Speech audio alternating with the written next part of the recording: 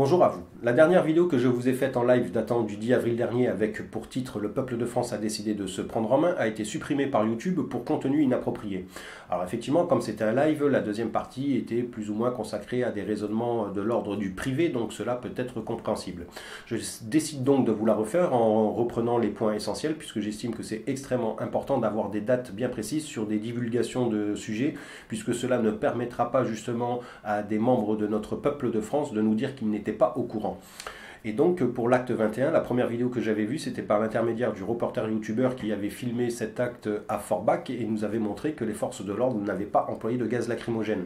Donc c'était quelque chose de positif puisque moi-même j'avais imaginé que c'était le cas dans toutes les autres villes et donc mes espoirs se sont écroulés directement après la deuxième vidéo que j'ai vue qui s'est passée à Nantes puisque là, cette fois, les forces de l'ordre ont non seulement employé les gaz lacrymogènes contre notre cher peuple de France qui manifestait de façon tout à fait pacifiste, mais en plus ils n'ont même pas calculé qu'il y avait une foire foraine avec des gosses à l'intérieur des manèges qui s'amusaient et donc ils se sont fait également gazer.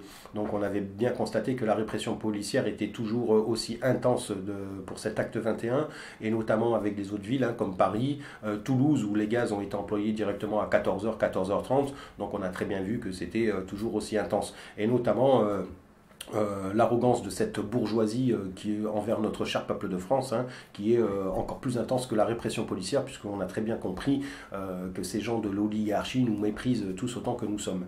Bon, il y avait quand même deux points positifs dans cet acte 21. Le premier, c'était la reconnaissance des violences policières par l'intermédiaire de ce colonel de la gendarmerie. Donc ça, c'est un point extrêmement positif, puisque cela va commencer à fermer un peu la bouche de certains énergumènes comme Castaner, qui nous disent encore aujourd'hui qu'ils n'ont toujours pas vu de violence policière envers notre cher peuple de France, mais aussi envers les journalistes de rue, qui, je vous le rappelle, sont de vrais journalistes comparés à tous les autres journalistes de pacotille qui travaillent pour des chaînes dirigées par des milliardaires.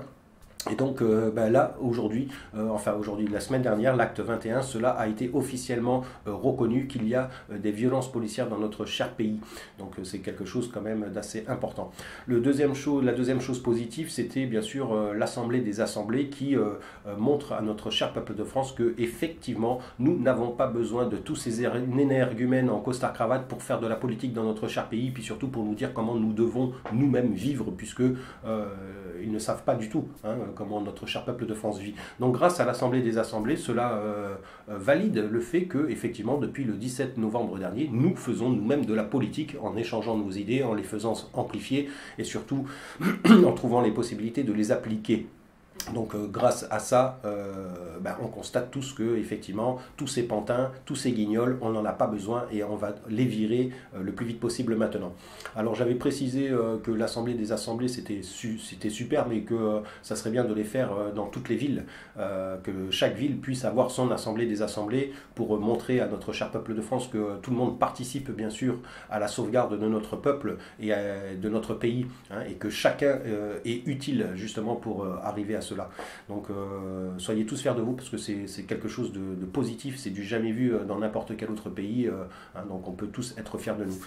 Donc après j'étais passé à vous dire que notre cher patrimoine de France était en train de se faire vendre. Alors on est au courant pour la Française des Jeux, pour l'aéroport de Paris, pour les grosses infrastructures, mais pour les choses plus petites, les informations n'ont pas été spécialement bien divulguées, donc c'était pour ça aussi que je vous avais fait ce live pour bien sûr vous donner ces infos-là.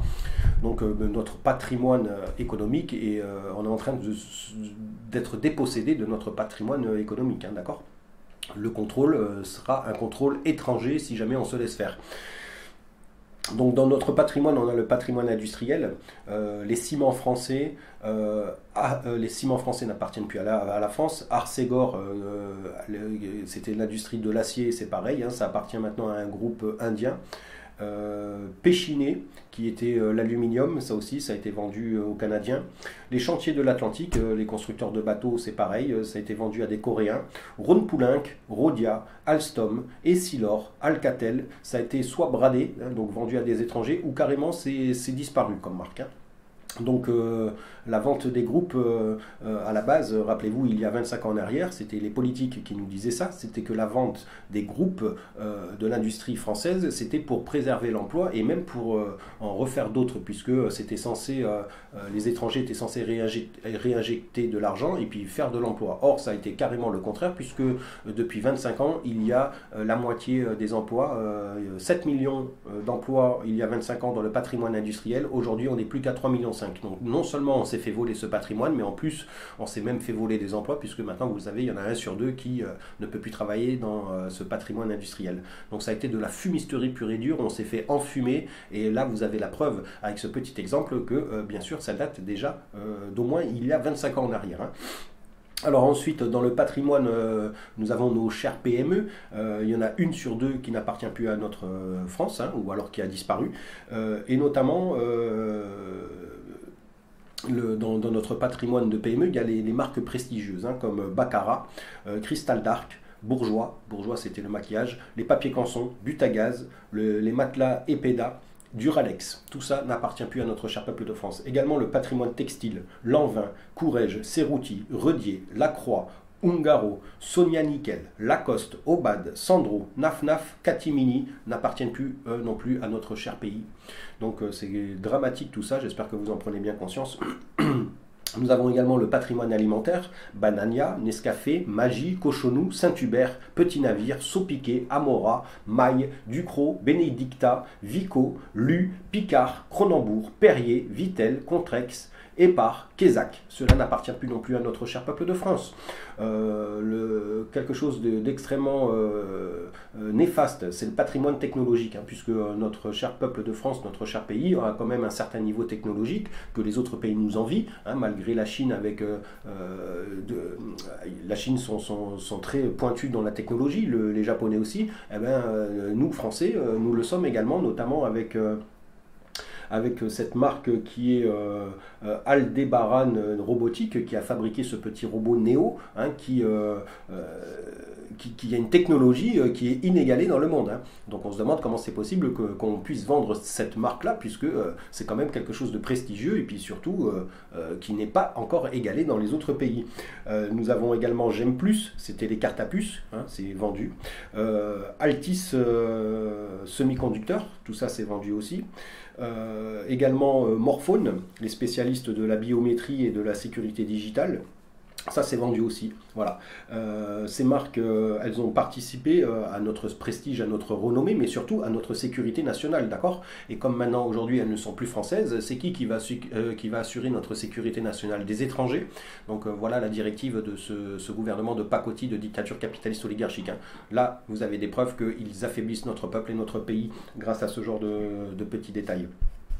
Alors également les patrimoines des infrastructures au niveau des aéroports de Paris, vous êtes au courant, hein, il est vendu alors qu'il est en bénéfice. Hein, on le décrit comme une vache à lait, l'aéroport de Paris, c'est vous dire à quel point il nous rapporte de l'argent. Ben, malgré tout, il a été vendu, mais notamment 70 ans. Pendant 70 ans, cela ne nous appartiendra plus. Hein, donc c'est quelque chose d'assez négatif, puisque c'est du jamais vu. D'habitude, il y a des concessions de 50 ans, et là, c'est carrément 70 ans, donc c'est n'importe quoi. Il y a également, bien sûr, l'aéroport de Toulouse qui est chinois. Hein. L'aéroport de Toulouse, rappelez-vous cette affaire, ça a été vendu donc à un chinois qu'on n'a quasiment pas vu. On ne sait même pas, je crois qu'il est en prison, mais on a constaté que c'était surtout pour de l'espionnage industriel. Hein. Donc comment est-ce possible que notre gouvernement de pacotille arrive à vendre cet aéroport à un chinois qui en plus était déjà en prison et tout ça, pour en plus se faire espionner au niveau industriel. Donc vous voyez bien que c'est toujours des preuves qui vous montrent que ce gouvernement veut nous affaiblir dans tous les sens du terme. Hein.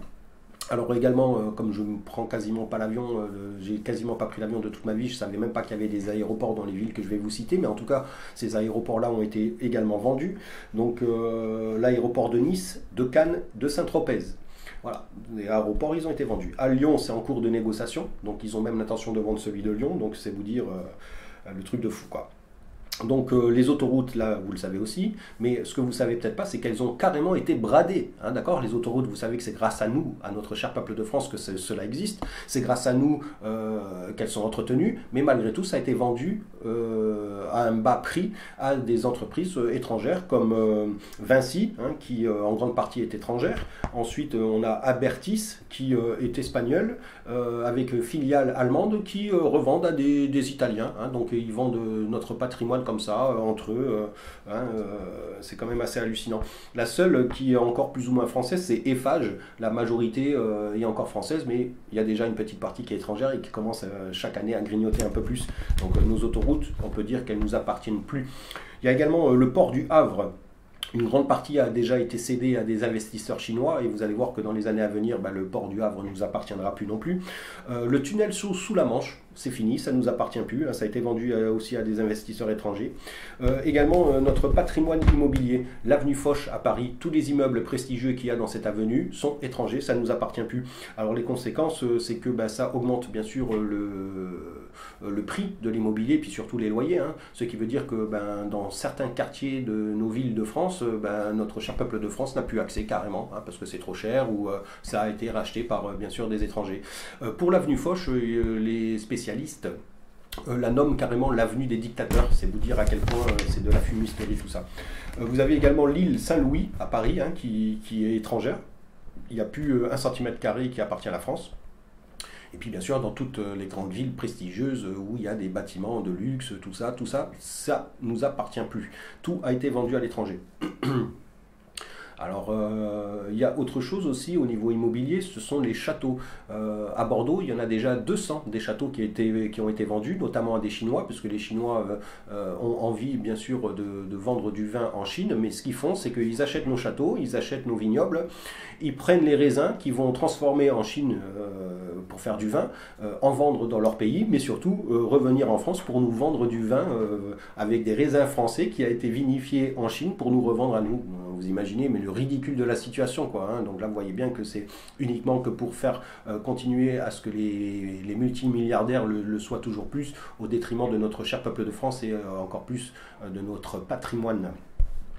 Alors également dans toute la France, hein, il y a des châteaux, hein, et donc la majorité est vendue. Hein, donc il y a quasiment 90% de nos châteaux, notamment à Bordeaux, qui sont déjà chinois. Donc imaginez dans les autres régions de France. Hein. Ensuite, les terres agricoles, hein, partout en France, il y a des milliers d'hectares qui sont vendus, ça je vous l'avais déjà dit dans des vidéos précédentes, hein. C'est surtout pour faire des fermes agricoles, pour bien sûr avoir le monopole de la nourriture. Hein. Ils veulent également nous obliger à manger ce qu'eux fabriquent, hein. Et comme vous savez très bien, c'est de la merde ce qu'ils fabriquent, donc vous imaginez bien ce qui va se passer. Mais également les grands hôtels et les grands palaces. Alors les palaces, moi je ne savais pas non plus. Hein. Palace, c'est un mot bien précis pour un bâtiment bien précis. Hein. C'est comme si c'était une marque, si vous voulez. Et donc des palaces, on en a 25 dans notre pays. Et sur les 25, il y en a 23 qui ont été vendus à l'étranger. C'est génial. Les hôtels de luxe étoilés, tout ce qui est à Paris, ça appartient quasiment qu'à des étrangers, mais aussi des hôtels dans les autres villes. Hein. Tout ce qui est hôtel de luxe, ça n'appartient quasiment plus à la France. Mais en plus de ça, les investisseurs étrangers, ils achètent même les chaînes d'hôtels comme Accor et également le groupe du Louvre et Kyriade. Les étrangers achètent également cela, donc vous voyez qu'ils n'ont pas spécialement l'envie d'acquérir que du luxe, hein. Ils veulent aussi acquérir les choses que le peuple consomme, comme ça ça va engendrer toujours plus d'argent. Hein. Alors quelque chose qui est aussi totalement néfaste, c'est que vous savez très bien que notre cher pays est un pays très touristique. Hein. Les gens adorent venir dans notre cher peuple, dans notre cher pays et puis voir notre cher peuple de France. Malgré tout, le Club Med, ça y est, ça nous appartient plus, c'est chinois. Nouvelle Frontière, c'est allemand. Et Farm, c'est britannique. Voilà, donc c'est génial. Hein. Même au niveau du tourisme, on n'aura plus le monopole de cela. Donc c'est un truc de fou. Ensuite, vous avez la Compagnie des Alpes. Alors la Compagnie des Alpes, c'est tout ce qui est station de ski dans certains endroits de luxe, hein, presque. Le parc Astérix, le musée Grévin, le Futuroscope de Poitiers. Voilà, le capital est quasiment à plus déjà de 50% grignoté par les investisseurs étrangers. Hein, donc C'est un truc de fou. Alors, ils vont encore plus loin, c'est que dans la Compagnie des Alpes, autour des stations de ski, autour des parcs Astérix, autour des musées, des trucs comme ça, il y a des restaurants que vous et moi pourrions tenir. Eh ben, les Chinois essayent d'acquérir également tous ces petits restaurants et notamment les magasins de souvenirs. Hein. Donc, vous voyez qu'ils ont vraiment envie de tout prendre de A à Z et de plus rien nous laisser, quoi. Hein. Donc, il faut vraiment commencer à bouger très très vite. Hein. Voilà, le patrimoine intellectuel aussi est acheté, hein, notamment avec l'école de commerce de Brest qui a été vendue aux Chinois. Donc non seulement nos étudiants payent toujours plus cher pour pouvoir se cultiver et acquérir des diplômes, mais en plus il va falloir payer aux étrangers maintenant pour y arriver, hein, c'est génial. Hein. Donc il y a aussi toutes les autres écoles hein, d'autres villes qui commencent à être grignotées de plus en plus, et notamment aujourd'hui il y a un quart de nos étudiants qui sont diplômés qui se barrent aux États-Unis parce que là-bas ils sont valorisés, puis ils sont surtout bien payés. Alors qu'en France, ils sont payés le SMIC et puis en plus, ils sont même carrément dénigrés. Donc, c'est vous dire à quel point il faut tout changer, quoi. Alors également, ça va toucher surtout un peu plus de monde, puisque les clubs de sport, et notamment les clubs de foot, que ce soit Ligue 1 ou Ligue 2, j'espère que messieurs, dames, les supporters de ce genre de choses, vous en êtes au courant, il en reste plus que 2 ou 3 clubs de foot en France qui sont français. Tout le reste appartient aux étrangers, notamment le PSG, ça vous le savez très bien. Donc comment vous faites pour continuer à aller vous acheter des billets pour aller voir des matchs de foot en sachant que cet argent part directement à l'étranger? Donc vous voyez qu'il y a un moment où vous-même, vous devez aussi être discipliné hein, pour notre cher peuple de France. Pour l'instant, vous devez vous moquer de ce qui se passe au niveau sportif, puisque le but du jeu, c'est de reprendre notre patrimoine, et ensuite, bien sûr, on pourra reprendre ce genre de loisirs pour ceux qui aiment. Donc, en attendant, essayez d'être disciplinés, messieurs, dames, les supporters et supportrices de football, puisque la majorité, c'est là-dedans, hein, de ne pas participer, bien sûr, à acheter des billets, quoi, parce que vous avez bien compris maintenant que ça va directement dans les fouilles des étrangers, toi, d'accord? Donc, essayez d'être rigoureux là-dessus. Hein. Voilà, il y a toute la valeur économique et culturelle qui est achetée par des investisseurs étrangers. Hein. Notre patrimoine est un vaste marché et même une grande braderie, puisque en plus de ça, cette politique de dictature capitaliste oligarchique se permet même de brader les prix de notre patrimoine. C'est vous dire à quel point ils nous méprisent. Hein. Donc là, vous en avez toujours plus de preuves. Hein. Donc c'est non seulement une perte financière, et puis surtout, l'argent ne reste pas en France parce qu'il va directement à l'étranger. Donc vous voyez bien que cette politique de dictature capitaliste oligarchique a bel et bien décidé d'affaiblir notre peuple jusqu'à un point de non-retour et notre cher pays. Hein. Donc heureusement que nous nous sommes réveillés depuis le 17 novembre et puis dernier, et que cela va s'amplifier de plus en plus. Voilà. Alors ce qu'il faut prendre en compte, c'est pour le futur. Hein. On n'aura plus de puissance commerciale. Hein. Donc nos enfants, ils seront encore plus esclaves que nous sommes aujourd'hui. Donc pour ceux qui ont engendré une progéniture, j'espère que vous allez bien prendre conscience de cela et puis que vous allez vous battre encore plus, puisque on a des possibilités. Hein. On a des possibilités, notamment en employant le boycott. Arrêtez d'acheter des marques, notamment maintenant les marques que je viens de vous citer là. Hein. Prenez des notes, arrêtez d'acheter ça, et puis arrêtez d'acheter aussi les marques néfastes. Hein, vous le savez très bien, c'est pas la peine de les réduire. Alors quelque chose qui est extrêmement aussi néfaste pour notre cher peuple de France, c'est que notre armée également, elle perd sa dépendance. Vous l'avez très bien vu avec les armes, notamment à l'époque, l'armée française était équipée des FAMAS, les fameux FAMAS. Il y a eu un appel d'offres à nos industries françaises pour renouveler bien sûr cette arme. Et il n'y a aucune industrie française qui n'a pu relever le marché, puisque avec les taxes, la TVA et les taxes françaises, personne n'avait les moyens de le faire. Donc c'est les Allemands qui nous fabriquent nos armes maintenant. D'accord? Donc on n'a plus de dépendance.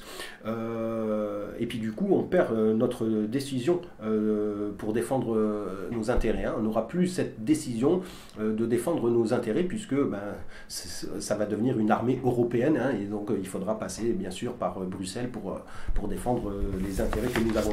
Mais comme maintenant, vous le savez très bien, nos intérêts ont été vendus à l'étranger, donc vous voyez que nous sommes vraiment dans une situation qui fait que nous n'avons pas d'autre solution que de bouger pour préserver notre peuple et notre pays, hein, d'accord ? Alors bon, nous avons les solutions, c'est bien sûr le boycott, hein, ça vous l'avez compris. Il faut absolument qu'on protège nos industries et qu'on sorte surtout de la concurrence, parce qu'elle n'est pas la même pour tous les autres pays.